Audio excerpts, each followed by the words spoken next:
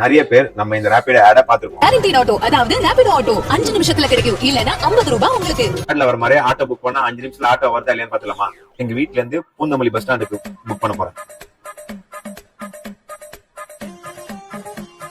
இந்த டைமர் வந்து நம்ம புக் பண்ணி அந்த ஆட்டோவை சர்ச் பண்ற டைமர். நம்ம ஆட்டோ புக் ஆயிடுச்சுன்னா இந்த டைமர் ஆன் பண்ணலாம். ரைஸ் ஆட்டோ புக் ஆயிடுச்சு. புக் ஆனதுல வந்து ஒரு நிமிஷத்துல கேன்சல் பண்ணிட்டாங்க ரைட. திருப்பி இதை நான் ஸ்டார்ட் பண்றேன்.